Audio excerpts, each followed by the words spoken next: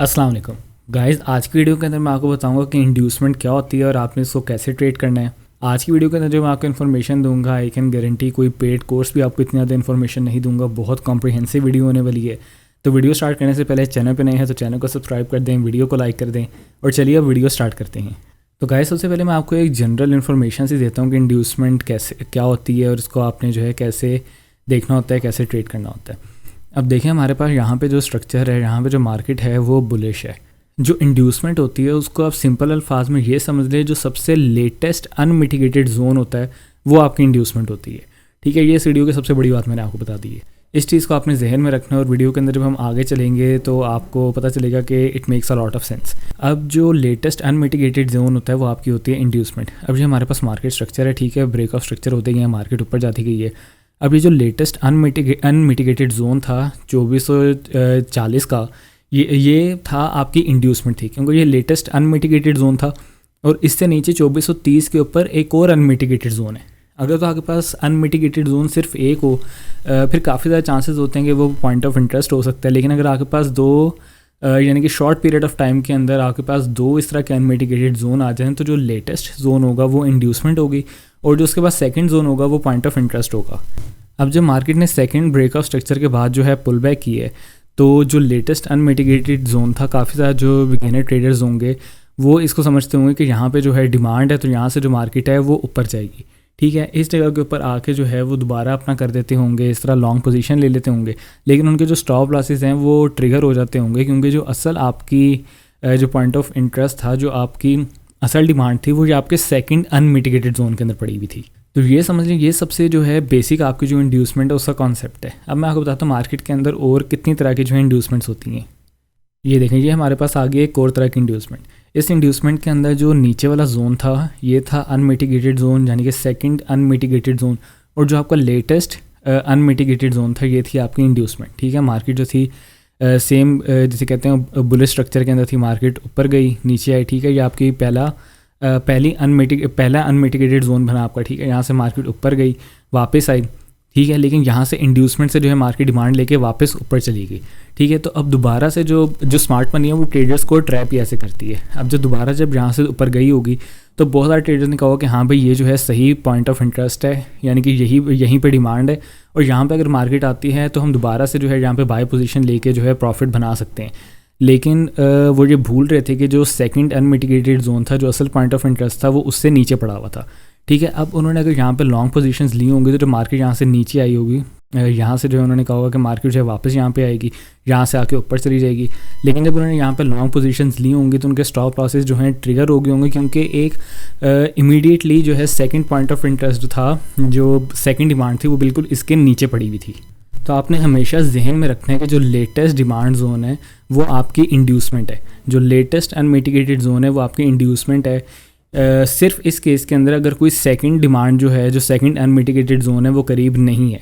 अब आपके जहन में लाजमी आया हुआ कि अगर 2, 3, 4, 5 इंड्यूसमेंट बन जाए तो फिर उसको कैसे ट्रेड करना है, आए मैं आपको बताता हूँ। अब ये हमारे पास एक स्ट्रक्चर है जिसके अंदर जो है हमारे पास 4 डिमांड जोन है। ठीक है, अब इसके अंदर से ये इंड्यूसमेंट है, ये इंड्यूसमेंट है, ये पॉइंट ऑफ इंटरेस्ट है, ये पॉइंट ऑफ इंटरेस्ट है। ये बस एज अ रेफरेंस है, मैं आपको बताता हूँ कि आपने असल में जो है इन इंड्यूसमेंट्स को कैसे ट्रेड करना है। रिमेंबर गाइस कि जो रिस्क मैनेजमेंट है वो आपका सबसे बेहतरीन साथी है। आपकी जो साइकोलॉजी और जो रिस्क मैनेजमेंट है वो किसी भी टेक्निकल एनालिसिस से जो है आपको ज़्यादा फ़ायदा देगी। अब अगर आपके पास इस तरह के 4 अनमिटिगेटेड जोन पड़े हों या 5 अनमिटिगेटेड जोन पड़े हों तो आपने उसको कैसे ट्रेड करना है। तो गाइस मेरी जो स्ट्रेटजी है, या जिस तरह मैं इन इंड्यूसमेंट को ट्रेड करता हूँ, मैं इनको ऐसे करता हूँ।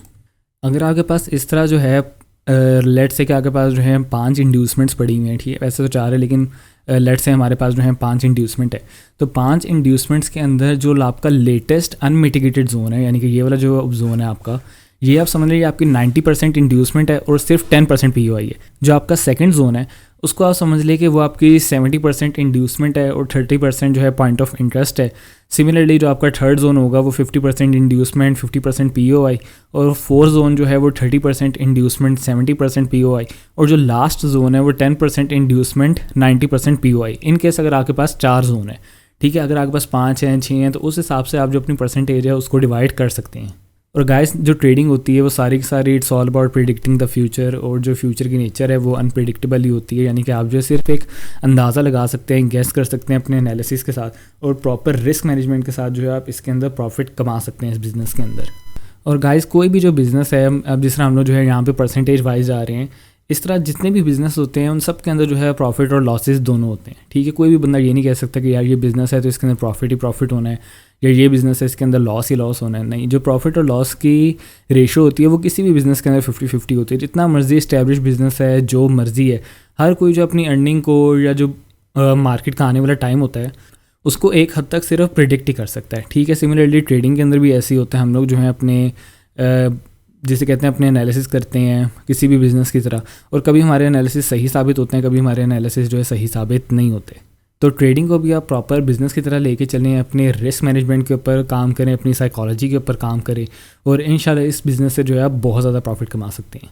बाय द वे गाइस, अगर आप ट्रेडिंग से पैसा कमाने में इंटरेस्टेड है तो मैं अपने टेलीग्राम चैनल के अंदर जो है फ्री ऑफ कॉस्ट जो है सिग्नल प्रोवाइड करता हूँ। डिस्क्रिप्शन में चैनल का लिंक है, आप उस चैनल पे जाके मेरे फ्री सिग्नल से फ़ायदा उठा सकते हैं।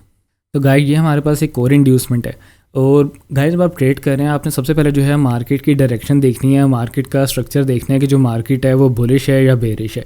अगर बेरिश मार्केट के अंदर आपको बुलिश सिनेरियो के सिग्नल मिलते हैं तो वो काफ़ी हद तक इंड्यूसमेंट होती है। ठीक है, जो ट्रेडर्स होते हैं उससे ट्रैप हो जाते हैं और अपना लॉस करवा लेते हैं। इधर अगर हम लोग देखें जहाँ पे जो मार्केट है वो बेरिश डायरेक्शन के अंदर, यानी कि मार्केट नीचे जा रही है। ठीक है, हमारे पास ये पहला अनमिटिगेटेड जोन आ गया, ठीक है, दूसरा आ गया, तीसरा आ गया, ठीक है, लेकिन ये जो लेटेस्ट अनमिटिगेटेड जोन है ये फिल हो गया। अब ये फिल हुआ है तो इसके फिल होने के नतीजे के अंदर हमारे पास बना है चेंज ऑफ करेक्टर। ठीक है, यहाँ से जो मार्केट है नीचे गई, जब मार्केट यहाँ से ऊपर आई है तो यहाँ पे जो हमारा चेंज ऑफ करेक्टर फॉर्म हो गया। अब जो बिगिनर ट्रेडर्स होंगे वो कहते होंगे कि यार चेंज ऑफ करेक्टर फॉर्म हो गया तो इसका मतलब है कि मार्केट अब यहाँ से बुलिश होने लगी है। नहीं, मार्केट बुलिश नहीं हो रही। जो आपका लेटेस्ट अनमिटिगेटेड जोन था, ये मैंने जैसे पहले भी बताया, ये आपकी इंड्यूसमेंट है। जो आपका सेकंड जोन था, मार्केट सिर्फ वहाँ पे लिक्विडिटी लेने के लिए गई थी, मार्केट ने वहाँ से लिक्विडिटी ली और मार्केट अपने बेरिश डायरेक्शन के अंदर जो है वापस नीचे जाना शुरू हो गई। और अब इस इंड्यूसमेंट के नतीजे में, चेंज ऑफ करेक्टर के नतीजे में अगर किसी ने लॉन्ग पोजीशन ली होगी तो आपके सामने उसका जो है स्टॉप लॉस हिट हो गया होगा। ठीक है, क्योंकि मार्केट जो थी अपने जो सेकंड अनमिटिगेटेड जोन था उधर से लिक्विडिटी लेने के लिए गई थी, और उसके बाद मार्केट जो है वापस अपने बेरिश डायरेक्शन के अंदर उसने अपना ट्रेंड कंटिन्यू कर लिया। अब मैं आपको इसके रियल चार्ट के ऊपर जो है एक एग्जांपल बताता हूँ। तो इधर अगर हम लोग आके देखें तो ये गोल्ड का 4 आवर्स का जो है टाइम फ्रेम है। यहाँ पे अगर हम आके देखें तो जो आपका पॉइंट ऑफ इंटरेस्ट है वो ये वाला, ये जो ग्रीन वाला एरिया, ये आपका पॉइंट ऑफ इंटरेस्ट है। मार्केट जो है यहाँ पे 2 दफ़ा मार्केट यहाँ पे आई है और वो वापस अपने डायरेक्शन के अंदर चली गई है। अब ये जो 2 जोन्स हैं ये हैं इंड्यूसमेंट। क्यों इंड्यूसमेंट है वो मैं आपको बताता हूँ। हम जाते हैं 4 आवर्स से 1 आवर टाइम फ्रेम पे। यहाँ पे अगर हम देखें तो यहाँ पे जो है ये ऑर्डर ब्लॉक पड़ा हुआ है। ठीक है, अब यहाँ पे ऑर्डर ब्लॉक बन गया है। अगर किसी ने 1 आवर टाइम फ्रेम के ऊपर अपने एनालिसिस किए होंगे, ठीक है, तो उसको जो है ये 4 आवर वाला जो है जोन नहीं नज़र आया होगा। ठीक है, क्योंकि यहाँ पे जो है ये इस तरह का नज़र आ रहा है। तो आपने अपने सारे के सारे टाइम फ्रेम के ऊपर जाके एनालिसिस करने हैं। बड़े टाइम फ्रेम के ऊपर आपने देखना मार्केट की डायरेक्शन किधर है, कहाँ पे ऑर्डर ब्लॉक है, कहाँ पे एफईजी, और फिर छोटे टाइम फ्रेम के ऊपर जाके आपने अपनी एंट्रीज ढूंढनी है। तो अब जो भी अगर किसी ने एनालिसिस 4 आवर टाइम फ्रेम पे नहीं किए होंगे तो उसको 1 आवर टाइम फ्रेम पे यहाँ पे जो ऑर्डर ब्लॉक नज़र आया होगा, ठीक है, मार्केट ने एक दफ़ा इसको हल्का सा फिल भी कर दिए, तो जो बिगिनर ट्रेडर होंगे उनको लगेगा कि यार मार्केट जो है वापस आएगी, इस ऑर्डर ब्लॉक को फिल करेगी। ठीक है, लेकिन मार्केट ने इस वाले ऑर्डर ब्लॉक को फिल नहीं किया क्योंकि ये लेटेस्ट अनमिटिगेटेड जोन था और ये थी आपकी इंड्यूसमेंट। और यहाँ पे अगर किसी ने लॉन्ग पोजीशन ली होगी तो आपके सामने उसका जो है स्टॉप लॉस हिट हो गया होगा। और गाइस ये सेकंड इंड्यूसमेंट है, यहाँ पे भी जो हमारे पास ऑर्डर ब्लॉक पड़ा हुआ है, लेकिन ये जो है लेटेस्ट अनमिटिगेटेड जोन था। ठीक है, मैंने आपको पहले ही बताया जो सेकंड अनमिटिगेटेड जोन होता है ज़्यादातर वो पॉइंट ऑफ इंटरेस्ट होता है, और जो लेटेस्ट अनमिटिगेटेड जोन होता है वो आपकी इंड्यूसमेंट होती है। अब अगर किसी ने बड़े टाइम फ्रेम पे एनालिसिस नहीं की होंगे तो इस टाइम फ्रेम के ऊपर 1 आवर के ऊपर उसको यहाँ पे एंट्री समझ आई होगी, और जिसने भी यहाँ पे लॉन्ग पोजीशन ली होगी आपके सामने के सबके जो स्टॉप लॉसेज हैं वो हिट हो गए होंगे। और जो सेकंड अनमिटिगेटेड जोन था वो था आपका पॉइंट ऑफ इंटरेस्ट। ठीक है, ये था आपका असल पॉइंट ऑफ इंटरेस्ट। जो मार्केट है वो इस जोन के अंदर आई, यहाँ से लिक्विडिटी ली और मार्केट जो है वापस ऊपर चली गई। तो ये इंड्यूसमेंट का जो है एक बहुत ही सिंपल सा कॉन्सेप्ट है। ठीक है, ट्रेडिंग के अंदर या टेक्निकल एनालिसिस के अंदर चीज़ें इतनी जिसे कहते हैं कॉम्प्लेक्स होती हैं, लेकिन बहुत ज़्यादा कॉम्प्लेक्स नहीं होती। तो चीज़ों को सिंपल रखें, सुकून से अपने एनालिसिस करें और इंशाल्लाह प्रॉफिट कमाएं।